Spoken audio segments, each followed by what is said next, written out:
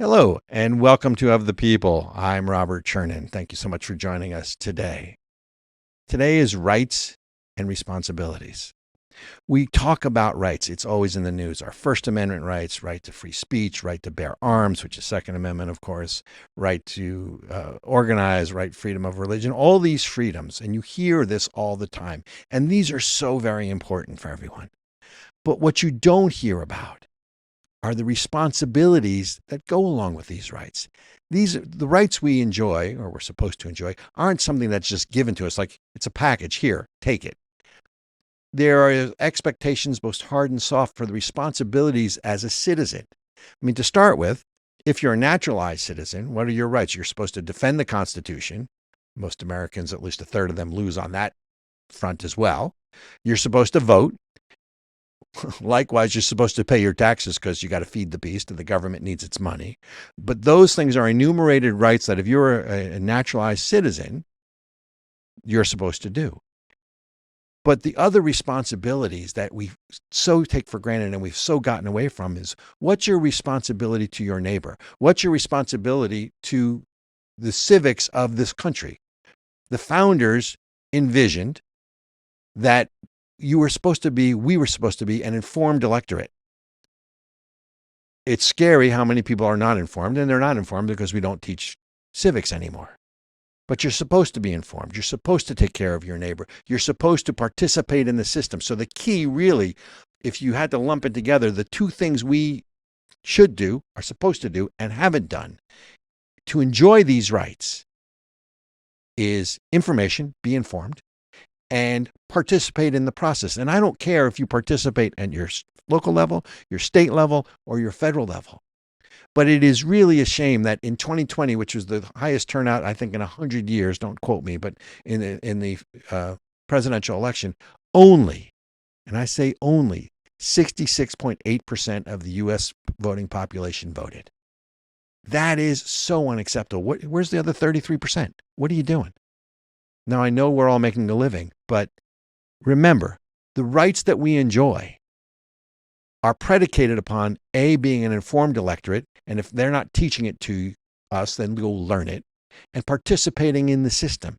And if you're not doing those things, it explains why your rights are being diminished, our rights are being diminished, day by day, coming out of Washington, because the founders really created a strong state system, and it wasn't really a strong federal system. But mission creep from the federal government gets us here. Remember, along with rights comes responsibility. First and foremost of that is be informed and get involved and take care of your neighbors in the process. We'll be right back with the main show.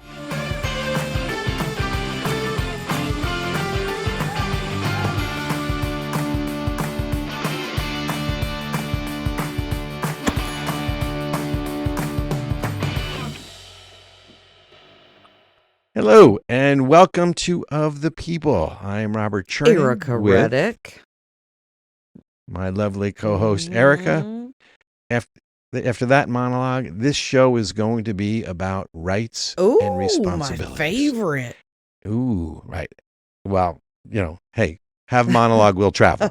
So I want to jump, we have stayed away. We have assiduously, you like that word? We have assiduously tried to stay away from this whole President Biden, Hunter Biden thing, because there's so much crap being thrown out here, and it's so politicized. And you want to sometimes you want to wait. It's like, okay, what is real? Right.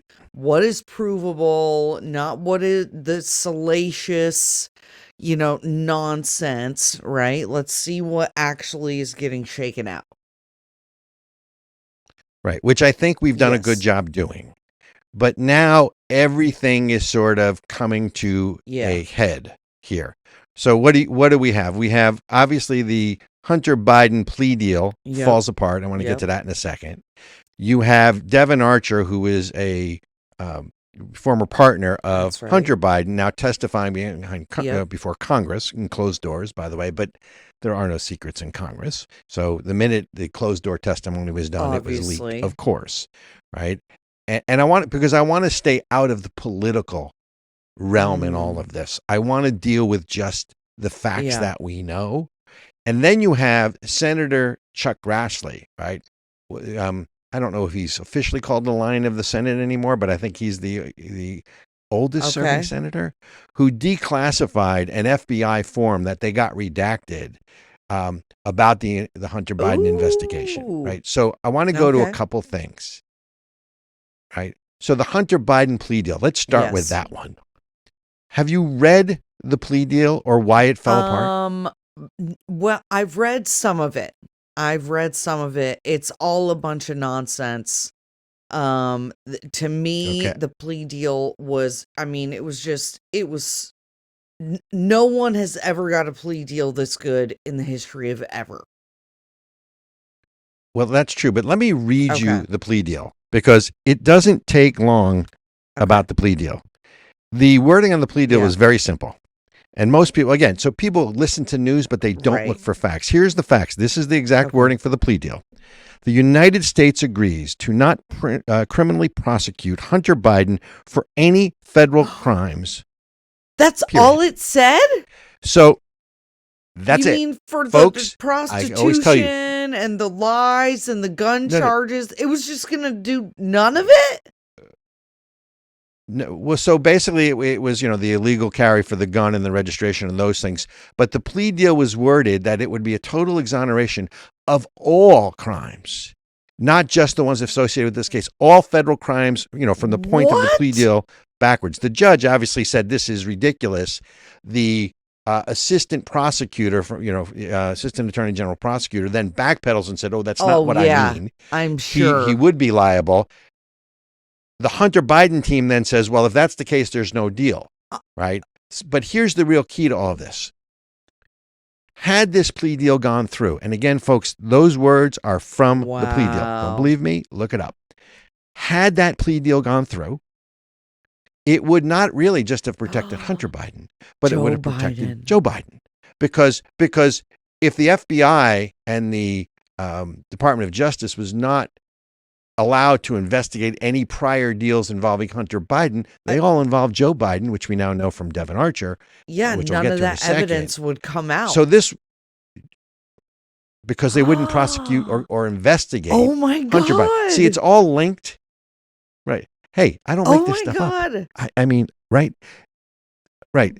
This is, to quote Jonathan Turley, I think it's Georgetown or is it GW law professor. I think it's Georgetown, I don't recall, who basically said this is potentially one of the greatest,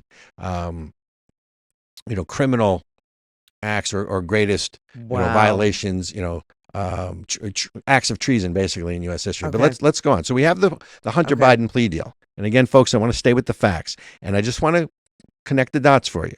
So that's the first thing. You then have Chuck Grassley, who unredacted the form that he got from the FBI, and that form, let me give it to you so that you guys don't think I am making this stuff up. And that form is the FD 1023 form, right? So what ends up happening is, and again, it redacted references to text messages, financial records, everything, right? What it showed was that Burisma, and again, now you understand why when Trump mentions Burisma during the election cycle, they went after him hard. And do you remember when Joe Biden actually stood up in the press and said, oh, yeah, I'm the one that got Viktor Shokin fired. And Viktor Shokin was basically the Ukrainian equivalent of attorney general. And he was investigating so it now turns out that Burisma.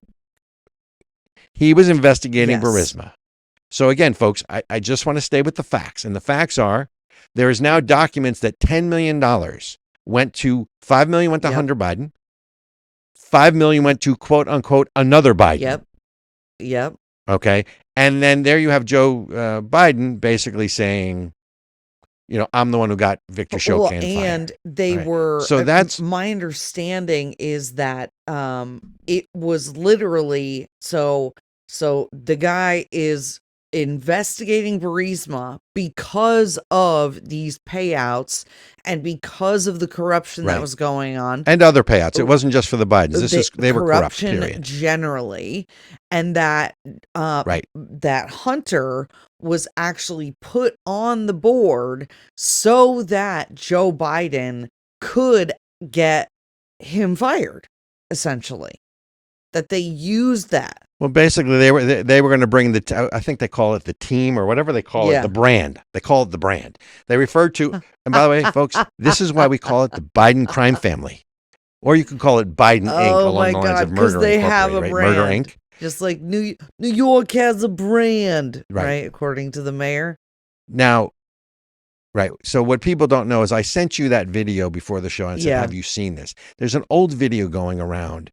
The old reporter, Sam Donaldson, John McLaughlin from PBS NewsHour, of all these things that Joe Biden said when he ran in like the 80s or 90s for the president, that I graduated, third in my class. All the times he lied and plagiarized. And that he plagiarized from Neil Kinnock and other things on video.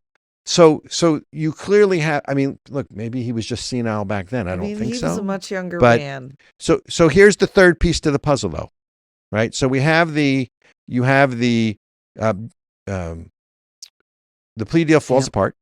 You have the whole now unredacted FBR form that shows that the Bidens got $10 million, right? And by the way, that doesn't count the Hunter Biden laptop.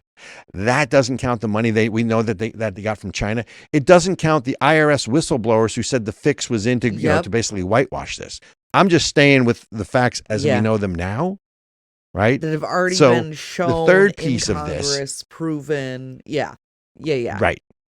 The third piece of this is Devin Archer now testifies that there were 20 times that Joe Biden got on a conference call on a speakerphone with his son with Burisma and other deals, and basically, was part and parcels of, putting these deals together. And it's pay for play. It's bribery. And Devin, I mean, pure and simple. Sorry, go ahead. Wait, go ahead. One better. They have Joe Biden on tape. They have Joe Biden on tape. So it's not just, my daddy's sitting next to me. No, they've got him recorded on tape. Oh my God. Okay, well, my God. Devin Archer, that's John Kerry's son-in-law, right? So. No, I don't know who he is. No. I take it back. I don't know Devin Archer's background other than, by the way, son-in-law. Benjamin, would you verify that for me? By coincidence? Yes. So Lord Benjamin, who's Devin Archer? We need to know that. The Department of Justice, because there's a conviction against Devin Archer already, tried to jail Devin Archer over the weekend so he couldn't testify to Congress. Oh my God. I mean, what? You could not write a Robert Ludlum novel. Oh my God, Devin. That was careful. This you might end rich up with hung graft in the jail cell. Uh-oh. Right, yeah, along with Epstein.